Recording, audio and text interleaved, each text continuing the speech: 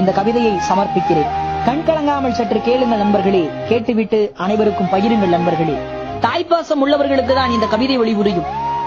அம்மா, நான் பிறந்து விழுந்த போது உன் சேலைதான் ஈரமானது, நான் உறங்க உன் சேலைதான் ஊஞ்சலானது, நான் பால் அருந்தும் போது உதட்டினை துடைத்தது உன் சேலைதான், எனக்கு பால் கொடுக்கும் போது உன் சேலைதான் எனக்கு திரையானது, நான் மழையில் நனையாமல் இருக்க உன் சேலைதான் குடையானது, நீச்சல் பழக என் இடுப்பில் கட்டியதும் உன் சேலைதான், மழையில் நனைந்த என் தலையை துவட்டியதும் உன் சேலைதான், மாம்பழம் தின்று என் கை துடைத்ததும் உன் சேலைதான் அம்மா, ஆசிரியரின் மிரட்டலுக்கு ஓடி ஒளிந்ததும் உன் சேலைதான், அப்பா அடிக்க வரும்போது என்னை ஒளித்து வைத்ததும் உன் சேலைதான் அம்மா, அண்ணனுக்கு தெரியாமல் மறைத்து வைத்து மிட்டாய் கொடுத்ததும் உன் சேலைதான், காசு எடுத்தால் என்னை கட்டி வைத்து அடித்ததும் உன் சேலைதான், தலைவலிக்கு ஒத்தடம் கொடுத்ததும் உன் சேலைதான் அம்மா.